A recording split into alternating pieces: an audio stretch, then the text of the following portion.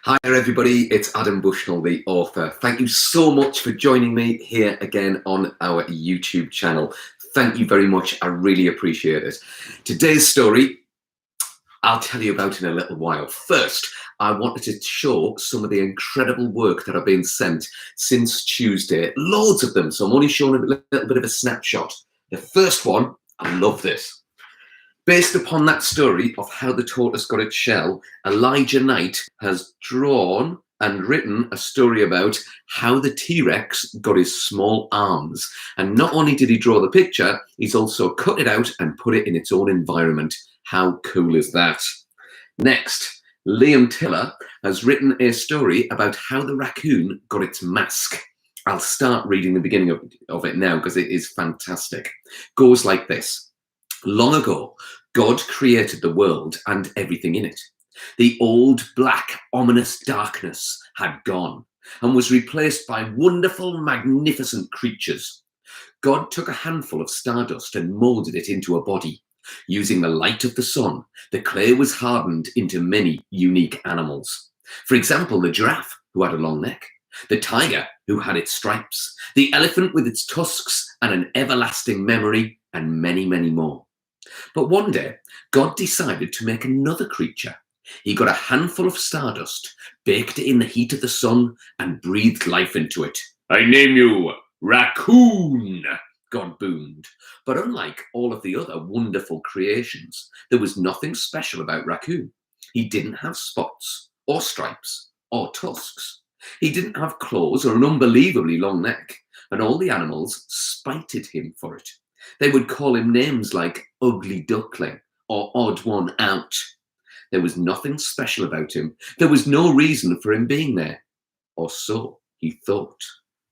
Now, boys and girls, I'm not reading the whole thing here because I don't want to give away Liam's incredible story, but it is awesome and far better than the one that I told as well. So well done, Liam. Keep up that incredible work. Next, we have, talking of incredible work, Sophie from Cleves Cross Primary School has drawn this picture. And what she's drawn are bugs, animals and humans together because she wanted to show the world all joining together. How beautiful is that? I don't know if you can make it out as well as it deserves, but that is incredible. And Sophie, not only doing that, she also created this picture and she sent it down to the Nightingale Hospital because they want the hospital to be lined with lots of beautiful and bright colours. Isn't that amazing? Great job, Sophie. Fantastic. Keep up the incredible work. Talking of incredible work, these two young ladies have requested that we have a Greek myth today, and to celebrate this, Daisy from Durham has drawn this ancient Greek pot and coloured it in, which is looking amazing. I think it looks like Pandora's jar. Not Pandora's box, that was a mistranslation many years ago. It should be Pandora's jar. And next, Rosie has created this Greek vase with a picture of the Hydra on it, that many-headed dragon. Absolutely brilliant. Then, Finley has created a talking pterodactyl to go on epic adventures with Finley. And its power is it can turn invisible. How cool's that? Then we have here, now Jacob from Pete Lee has created this story, which is all about how the snail got its shell. You probably can't make out the words of the story there, so I'll read it to you. How the snail got its shell. A long time ago, when God was making the world, he made animals. He made an ale. And the ale said, please don't give me a coat, I'm too hot. The ale wandered around looking for a home. He couldn't find one, so he prayed to God for a home that he could take with him. So God gave him a shell and named him Snail. Isn't that fantastic? What an amazing job you've done there. Well done to you, Jacob. That's fantastic. Next. Oh, I love this. This is Gabi the Tortoise. And I don't know if you can make it out, but Daniel and Matthew Walker, based upon how the snail got its shell, that story we had on Tuesday, have made clay models of the tortoise before and after. And Gary the Tortoise is checking it out, saying, ooh, look at that, it's a naked tortoise. And finally, we have here, finally we have I got another one? No, the rest are all, yes, the rest are all for the shout-outs. So fantastic work, everybody. Thank you so much for sending me all that work. Keep them coming because I absolutely love to receive them. Now then, boys and girls, ladies and gents, today's story, today's Greek myths is one of my absolute all-time favorites. It's a bit of a clue actually over here. Check it out, check it out, check it out. This one, it's the story of this creature here, a creature that is part man, part bull. Anybody know what the monster is called? Stick it in the live chat and I'll see if you're right. So it's got a human body with a bull's head, much like this bull's head here. Would you like me to try it on? Oh, all right then, I will. So this creature looked like this. Anybody worked out what it is? We have, first person was, okay, I'm guessing that might be, oh yeah, that's absolutely right. Well done, Robinson family. It is the Minotaur, that's right. It is a head of a bull and body of a human, and it has an unbelievably loud killer moo. Like that. Anyway, without further ado, I give you the story of Theseus and the Minotaur. So sit yourselves comfortably and let the story begin. A long time ago in ancient Greece, there was a king. But this king was not a nice king. He was an evil king. His name was King Minos. And King Minos, he lived on the island of Crete off the coast of Greece. And King Minos, he had a huge army of soldiers. He had a huge fortress of a palace. And he had inside that palace, in the tallest tower, the cleverest inventor in the whole world held captive along with his son. That inventor was named Daedalus. And Daedalus' son Icarus, well, more about him later. But anyway, King Minos also had a monstrous pet. It was a human-bodied creature with a bull's head that was known as the Minotaur. King Minos knew that this ferocious creature would kill all of his subjects all across the island of Crete. And King Minos didn't want all of his subjects being killed. Who else would worship and adore him? And so he went to go and see Daedalus in that tall tower and said, Daedalus, my pet, the Minotaur, keeps eating people. I need him to be contained. I need him to be kept in the palace, down in the basement, of course. I don't want all my servants and guards being eaten. You must build a very clever prison for him, a sort of trap, if you will, a labyrinth. A labyrinth which he must never, ever escape from. A maze for the Minotaur. And so Daedalus got to work straight away. His son Icarus looked on and saw his father designing the most intricate, complicated maze the world had ever seen. And as soon as the plans were finished, they were handed to King Minos, and King Minos had his guards construct immediately. A maze, a labyrinth was made underneath the palace of the king, and in it, the Minotaur was kept.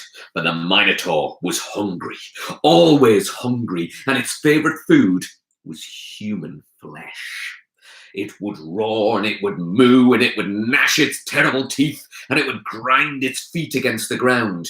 And so King Minos decided that people should be sent into the maze. People should be fed to the Minotaur. But he didn't want his own people to be sent, so he sent word via his guards over to the mainland of Greece. And the order was this: 3 people will be collected each week from the beach on the mainland of Greece. They will be taken to the island of Crete and they would be fed to the Minotaur. And if the people of Greece wouldn't send the people, then King Minos would send his army. He would send his army and he would have Daedalus invent spitting engines of death.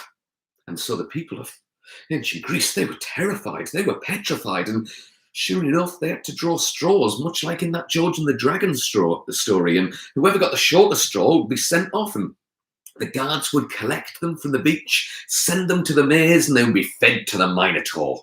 It was a terrible time in Greece.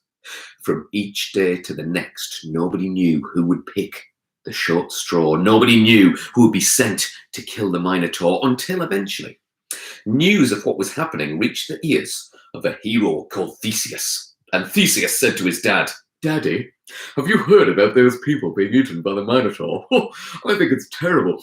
I think I'll volunteer to be one of the victims. But," and here's the clever part, Daddy, "I'm going to take a sword with me. And with the sword, I'll kill the Minotaur, and I'll be the greatest hero from ancient Greece."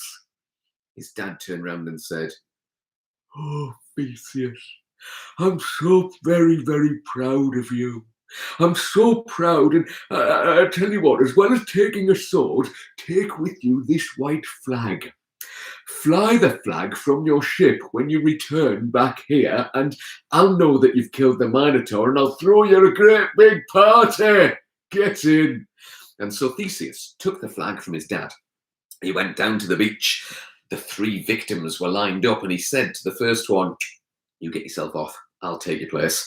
Well, this victim didn't need telling twice. The other 2 looked on and said, "What about us?" He said, "I'll save you. Don't worry, I've got a plan. I've got a sword." The victims tutted and rolled their eyes. Sure enough, the boat from Crete arrived at the beach. The guards got off, and they grabbed hold of the 3 victims, including Theseus. And when they saw that he had a sword, they said, "What are you doing with that, me big dafty? You're not allowed a sword." And they took it and threw it into the sea, where it splashed and landed with a plop. Theseus was shoved onto the boat with his flag and his 2 other victims. They sailed across the sea. They arrived on the island of Crete. They were pushed into the labyrinth, into the maze of the Minotaur. And as soon as they were there, Theseus stayed by the entrance, shaking with fear. He was terrified. He saw the other 2 victims trying to escape, trying to run this way and that around the maze. But one by one, each one, he heard the blood-curdling scream and the munching of teeth on bones. But in the darkness, Theseus heard a voice that said, "Theseus, Theseus." Theseus said, "Who there?" And a voice said, "It's me.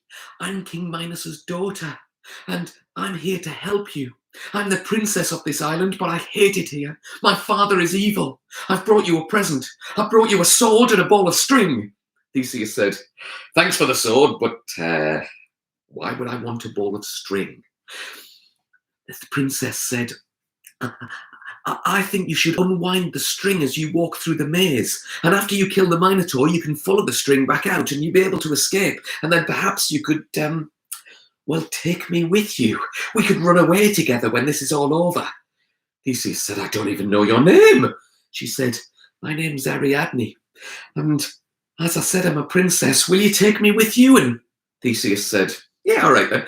I'll see you after this is all done. Bye for now." And he started to unwind the string. He turned to the left and he turned to the right and he went straight on, and then he turned to the left and he took another right and he went straight on. He turned to the left and he turned to the right and he went straight on. And on Theseus went deeper into the darkness of the labyrinth, until eventually he saw glowing red eyes in the distance.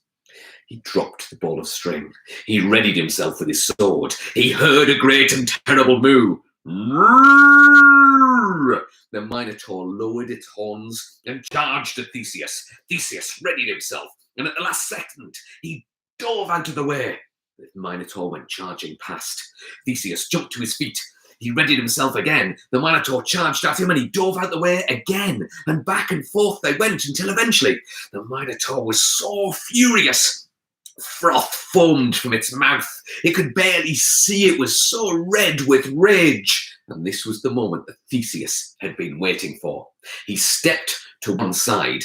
He called the Minotaur on. The Minotaur charged towards him. And this time, when he dove to one side, the Minotaur got its horns stuck in a wall.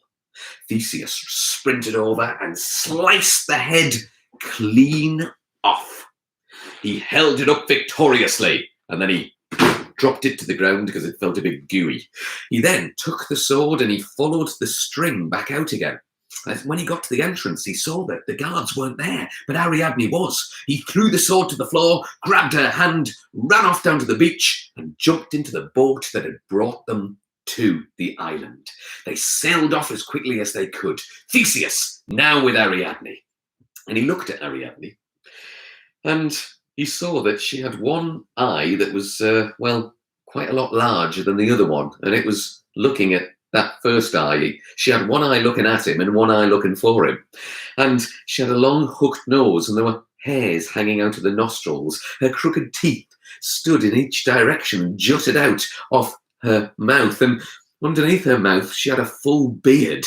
And she looked at Theseus and said, "I can't wait to get married." Theseus thought, "She is the most minging girl I have ever seen in my life. I'm not taking her home to meet my dad." So he said, "I tell you what, Ariadne, see that island over there? Why don't we stop off there and we can go and collect some food and drink and have a little party before we go home and meet my family?" And she said, "Oh, go on then." So they stopped off at an island. And when they got there, Theseus said, "You go that way and get the food, and I'll go that way and get the drink, and we'll meet here at the beach." Ariadne said, "Oh, all right then." And then she scurried off. Theseus waited until she disappeared into the distance, and then he jumped back on the boat and sailed away, leaving her on the island as quickly as he could.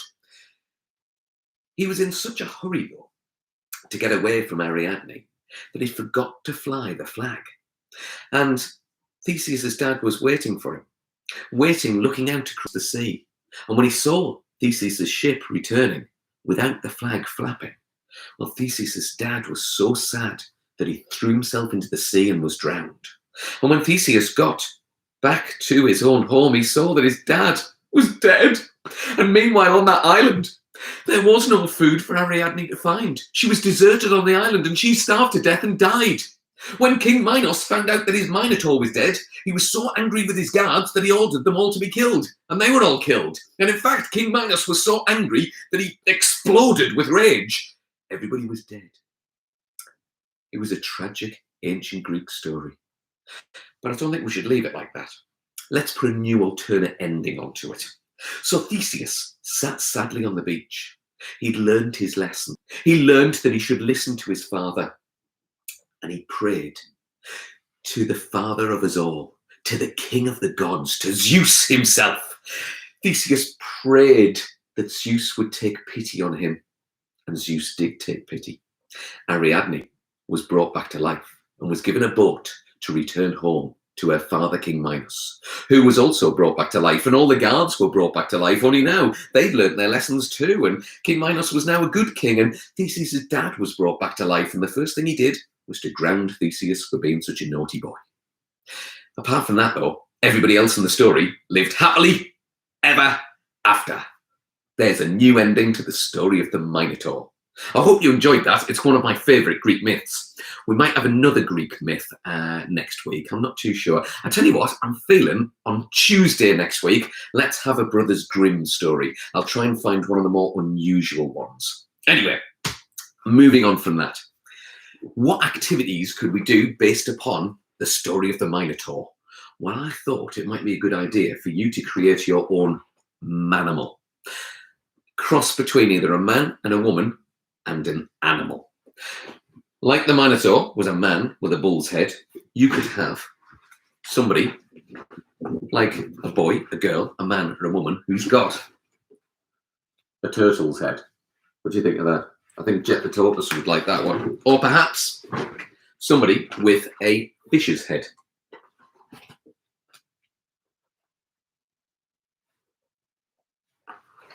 Or if not that, then perhaps somebody with a frog's head.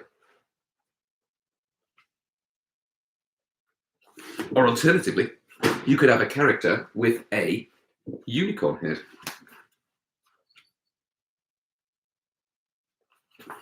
As you can see, I'm very well prepared for Halloween.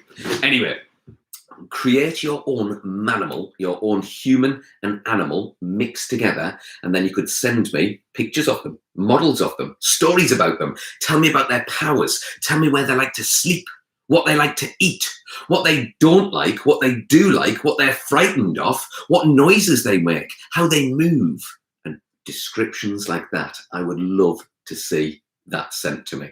Keep those ideas coming to me. I love it. You are keeping me massively entertained during lockdown.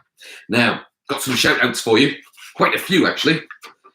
To Kai Ming Vo from Vietnam. Thank you for all your messages. Keep on watching. And I hear that in Vietnam, everybody's about to go back to school soon. So fantastic that things are returning to normal.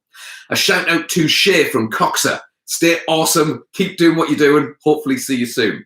A shout out to Harriet and Eliza from Durham.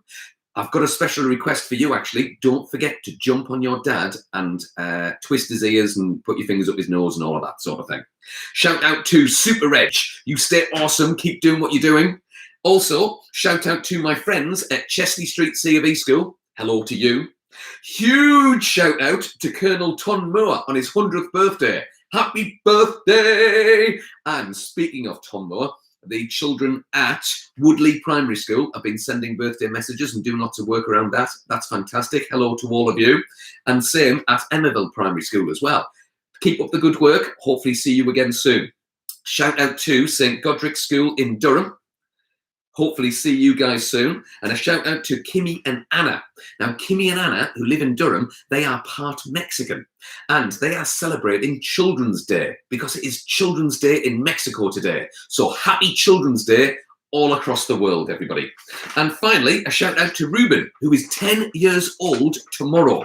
I hope you have a good birthday, Ruben. I know it's not much fun, but it'll all be worth it when this is over. So there's all my shout outs for today. Remember, stay positive, stay safe, stay indoors, and keep tuning in. Next broadcast will be on Tuesday next week and Thursday next week, live storytelling at 2:30. But don't forget to keep watching Quests in Epica as well, which I'm uploading each day. There are 10 chapters of Quests in Epica on my YouTube channel. Chapter 11 will be coming tomorrow. Chapter 12 will be coming on Monday, and on it goes until we get to chapter 20, which is the end of the book. Don't forget to hop over from here to Liz Million's YouTube channel as well, drawing things from, crocodile in a pair of trousers to how to draw a potato and get it to evolve into different things. Amazing illustration techniques are there, so get yourself onto Liz Million's channel. Keep in touch. Get in touch with me via Facebook, Instagram, Twitter, or through my website as well. I would love to hear from you. So thank you for tuning in again, and hopefully I shall see you Tuesday next week. Bye for now.